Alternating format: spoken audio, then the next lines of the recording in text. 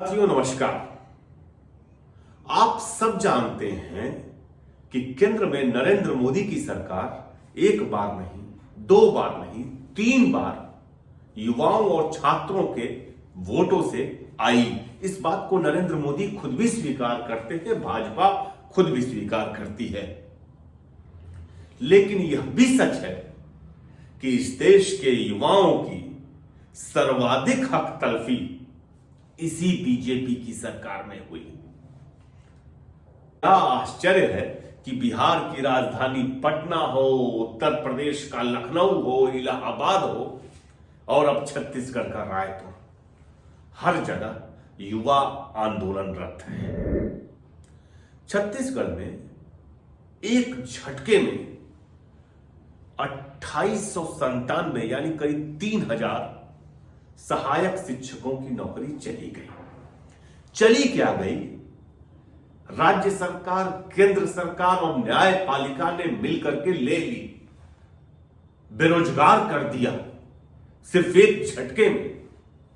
आज हम आपको बताते हैं कि क्या वजह है कि छत्तीसगढ़ के शिक्षक इस सिहरन भरी रात में धरने पर बैठे हैं, प्रदर्शन कर रहे हैं और पुलिस की लाठियां, पुलिस की बर्बरता सहने को मजबूर है। आपने देखा होगा कल रात का वीडियो कि किस तरह महिला शिक्षकों को अपमानित किया गया, कैसे उनके कपड़े फाड़े गए, कैसे चारों तरफ रुदन मचा था। नहीं देखा है तो देखिए, पहले देखिए इसको, फिर हम आपको बताते हैं कि क्या वजह है कि शिक्षक का आंदोलनरत क्यों। मैडम, ऐसे जानवरों के जैसे हम लोग मैडम मर जाएगी सर, सच में। मैडम ज्यादा पानी मत डाल, ज्यादा पानी मत डाल, ज्यादा पानी मत डाल, ज्यादा पानी मत डाल। हो गया वो। क्यों अलग रहे? अलग रहे, अपने हक के लिए लड़ रहे हैं सर। अच्छी बात है, कोई बात नहीं है। गलती नहीं की है सर। थोड़ा अलग रहना चाहिए। क्यों अलग रहे?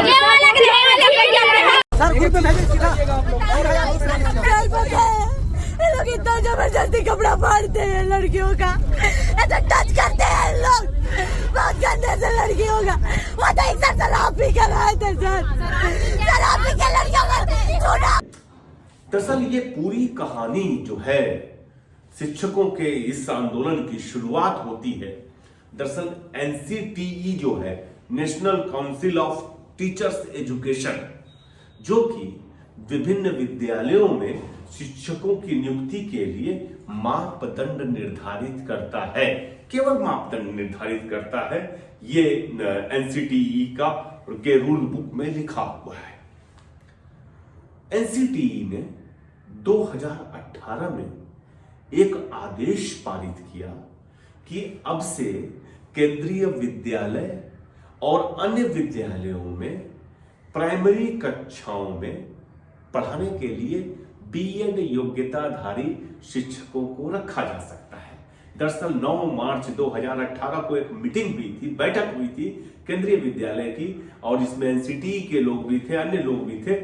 उसमें केंद्रीय विद्यालय ने कहा कि हमारे पास शिक्षकों की भारी कमी है, अगर हम बीएड के शिक्षकों को पास लोगों को रखेंगे तो हमारे लिए सहायक शिक्षकों की जो कमी है वो पूरी हो जाएगी।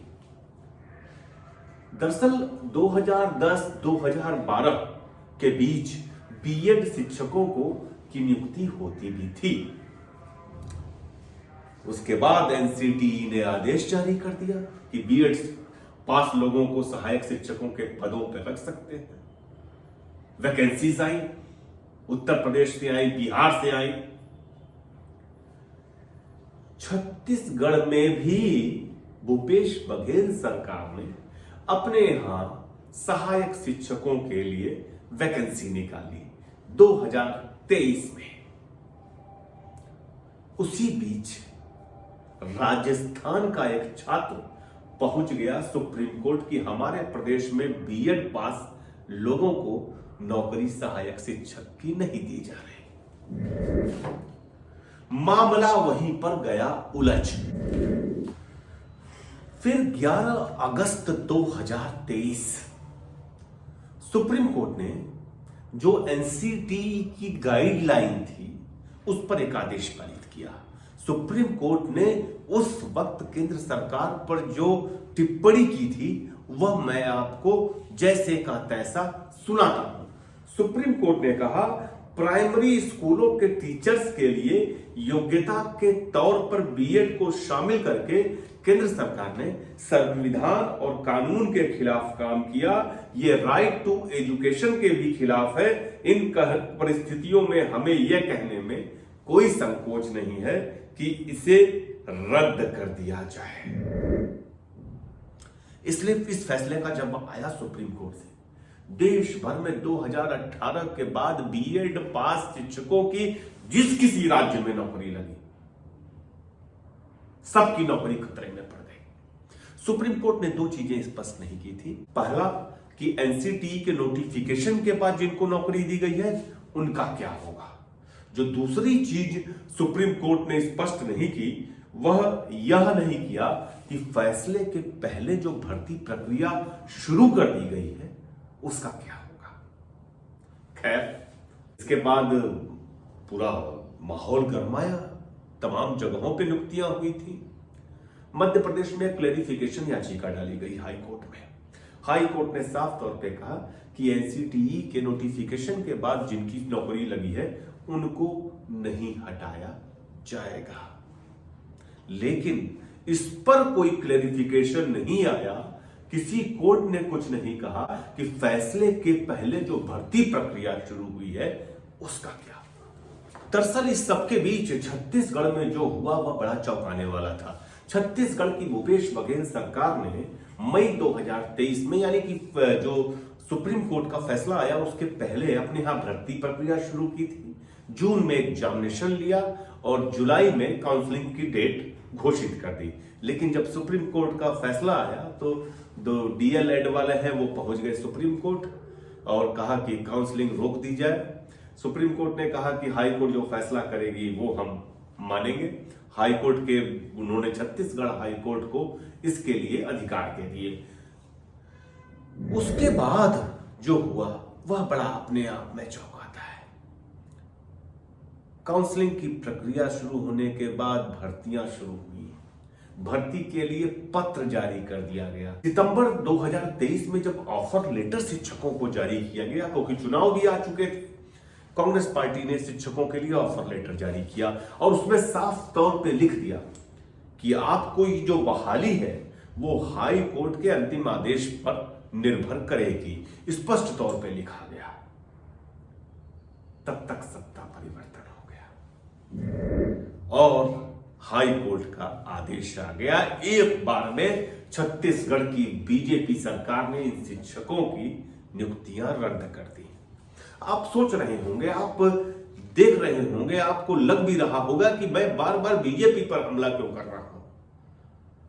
सच्चाई यह है कि जो एनसीटीई के चेयरमैन है पंकज अरोड़ा, उन्होंने भी माना कि हमने कोर्ट में सही ढंग से पैरवी नहीं की। इस जो सरकार के एडवोकेट जनरल है तुषार मेहता, जब national council of teachers education supreme court में इस मामले में लड़ रही थी, उन्होंने पैरवी नहीं की। उन्होंने अपने जूनियर को लगा दिया। नतीजा ये हुआ कि एनसीटीई केस हार गया। नतीजा ये हुआ कि जो ये नौकरियां पा चुके लोग थे, जिनमें ज्यादातर महिलाएं थी, नौकरी से हटा दी गई। अब क्या है कि छत्तीसगढ़ की ये शिक्षिकाएं जो है, सहायक शिक्षिकाएं जिनको नौकरी से हटाया गया, वो अपने समायोजन की मांग कर रहे हैं। वो कह रहे हैं कि हमको कहीं और नौकरी दी जाए, लेकिन हमसे हमारा अधिकार नहीं छीना जाए। क्या गलत कर रहे हैं ये बताइए। ऐसे में जब उनसे नौकरी छिन गई, उनको संवेदनशील ढंग से सुना जाना चाहिए था। आप उन पर लाठियां बरसाओगे, आप उन पर डंडे बरसाओगे। शर्मनाक है ये। छत्तीसगढ़ में यह शिक्षिकाओं का जो आंदोलन है, अब उसमें उनके परिजन भी शामिल हो गए हैं। उनके गार्जियन भी उनके साथ साथ सड़क पे उतर चुके हैं। मैं उम्मीद करता हूं कि छत्तीसगढ़ की सरकार इस मामले की संवेदनशीलता को समझेगी। हालांकि इसकी उम्मीद कम है कि न्याय मिले, क्योंकि देश में युवाओं को की आवाज को या तो दबाया जाता है पुलिस के जोर पे किसी भी राज्य में, या फिर अनसुना कर दिया जाता है। कल जो घटना घटी, जिस तरह से शिक्षिकाओं के साथ मार पिटाई की गई, वो दुखद है, वो चौंकाती है, वो बिल्कुल मर्माहत कर देती है। धन्यवाद।